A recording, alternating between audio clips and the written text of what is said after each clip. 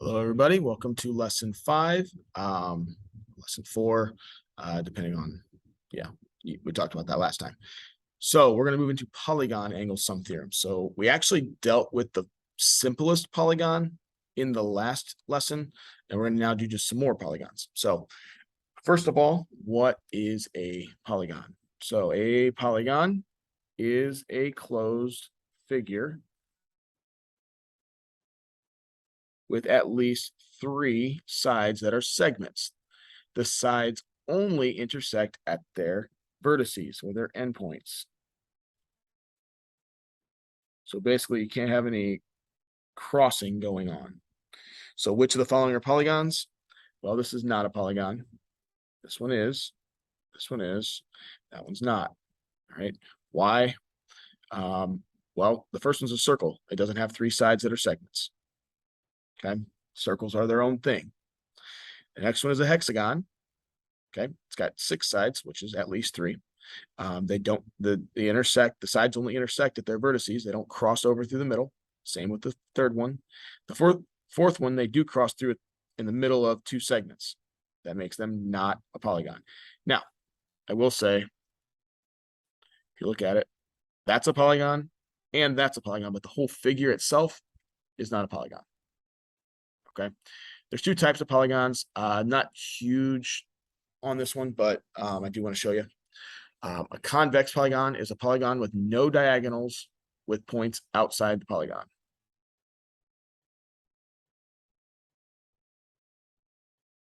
What's a diagonal?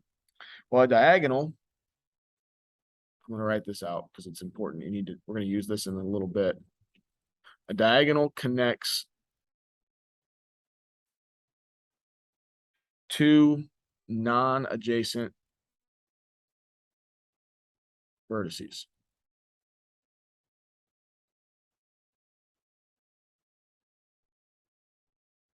All right, so I've got a vertex here.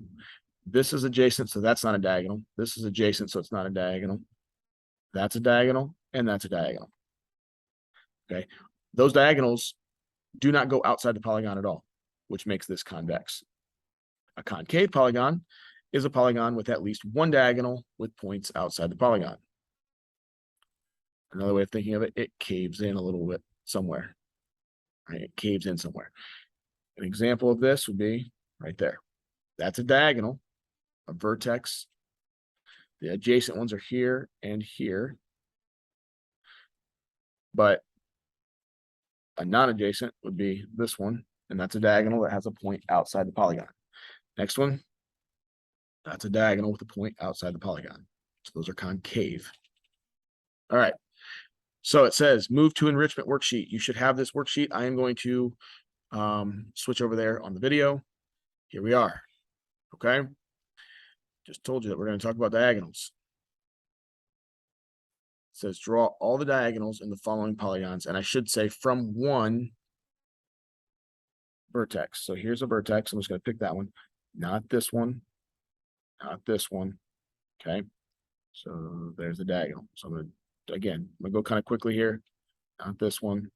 Not this one. 1, 2. Not this one. Not this one. 1, 2, 3. Okay. Again, not this one. Not this one. 1, 2, 3. They're getting a little bit bad here, but you get the point. Okay, I'm gonna use this diagonal, or sorry, that vertex. 1, 2, 3, 4, 5. And I'll go with this one.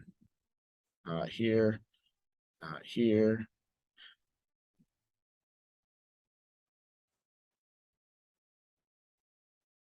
Okay, so we've got those pictures.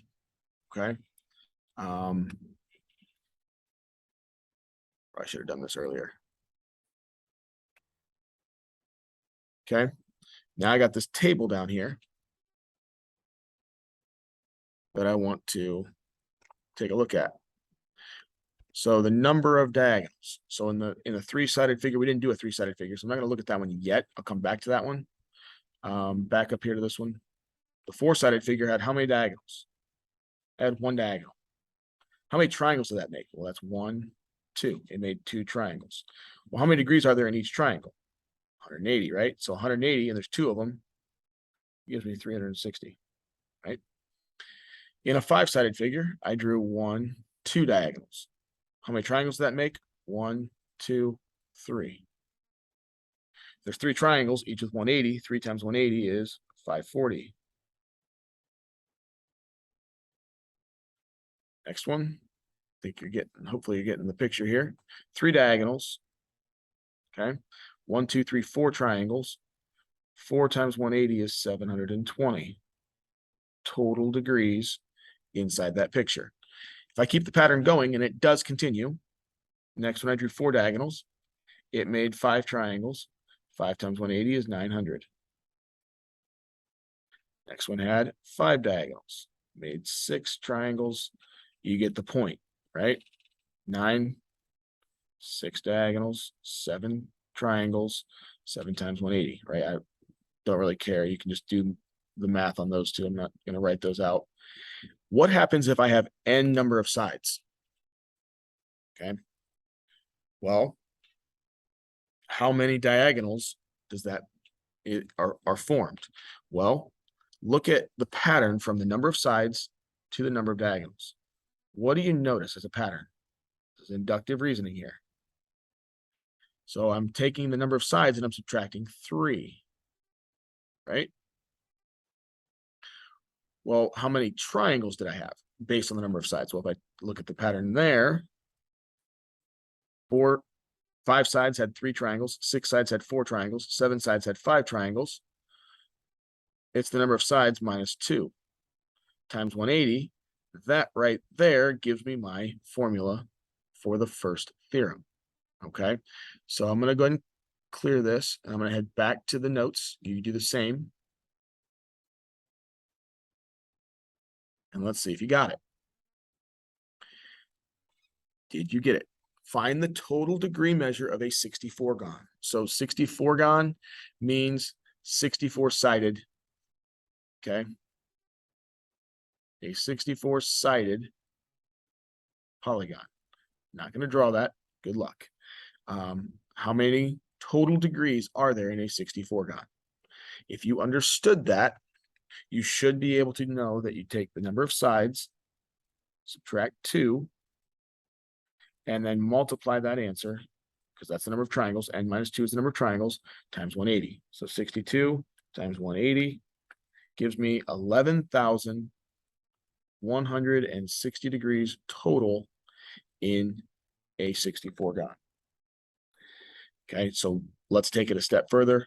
Any polygon, any n-gon, okay? How many degrees, total degree measure, is in it? Well, this is your formula.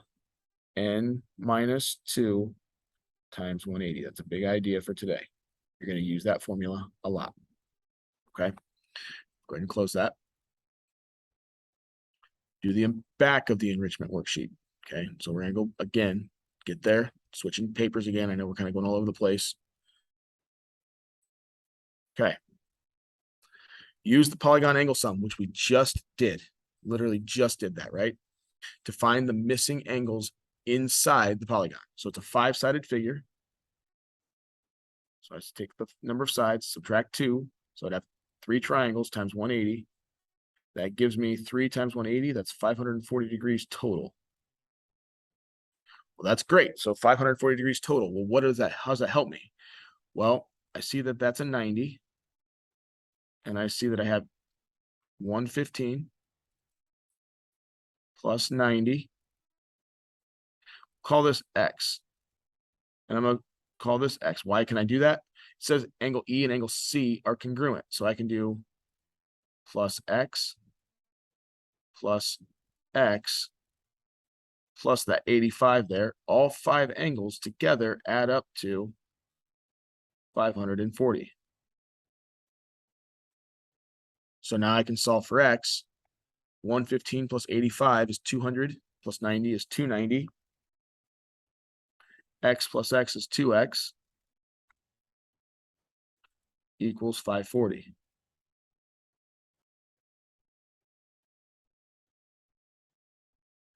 Subtract 290, so 540 minus 290, 250, so 2x equals 250.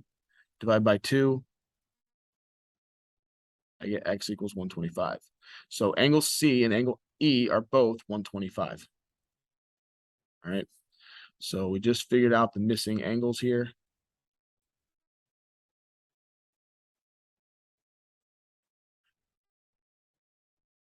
Okay.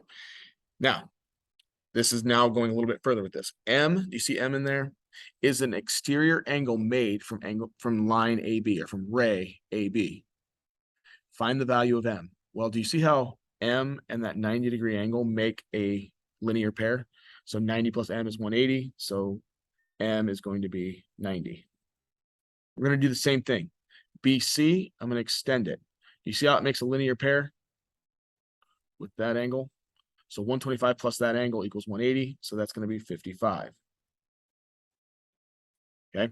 CD, we're going to do the same thing. What's this angle? Well, 180 minus 85, that's 95. Same thing with DE. What's going to be the same as the one with angle C, so that's going to be 55. And then the last one, 180 minus 115 is 65. How many exterior angles did we make? Well, there's 5, right? Equal to the number of sides. What is the sum of those angles? So I'm going to add all of those together. Go ahead and do that real quick. What do you get? Make sure. So it would be really embarrassing if I said that they add to this and they don't.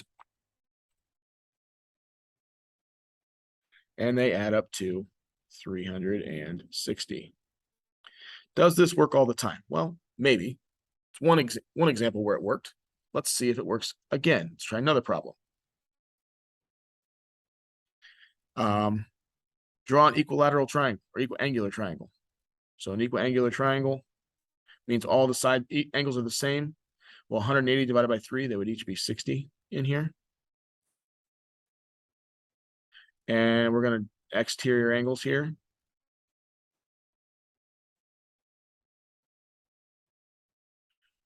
So 1, 2, 3, those are each going to be 120. Each exterior angle is going to be 120. What's 120 plus 120 plus 120? 360. There's 2 examples where it works. Interesting. Let's keep going. I'll go back to the notes. So as I'm flipping, you go there too. What is the total measure of all exterior angles of a 26gon? It's 360. What is the total measure of all exterior angles of an n-gon? Any polygon, the exterior angles are going to add up to 360. Okay, that is the second theorem that you should get here. We've done total interior angles, they add up to n minus 2 times 180. And we've done total exterior angles, they add up to 360 every time. Now there's one little thing that can get really tricky here. Regular polygons. A regular polygon is one that is both equilateral and equiangular. Now, what does that mean? All the sides are the same and all the angles are the same. So in a 15, I have find the measure of each angle in a regular 15gon. The only time you can find the measure of each angle is when it is regular. All right, so I have, I'm doing the inside angles. So in a regular 15gon, so I'm doing the interior angles. So I've gotten 2 theorems today. I'm doing the interior one, which is n minus 2 times 180. Well, if it's a 15gon, that means it's got 15 sides. 15 minus 2 is 13 times 180. 13 times 180 is 2340. Now that's total. That's how many degrees are in total. But I know that all the angles are the same, and there's 15 angles. So I can divide that by 15 to get the measure of one angle. Again, this only works in a regular polygon. Right? Find the measure of each exterior angle in a regular polygon. So each, again, this time we're focusing on exterior, but again, the only way to find each one is when it's regular. Well, how many degrees are there total in an 18 on the outside? There's 360 every time. Okay. How many angles are there? 18. 360 divided by 18 is 20. Okay. We'll have plenty of practice with that in a little bit, but hopefully that made sense. And that is the end of this lesson.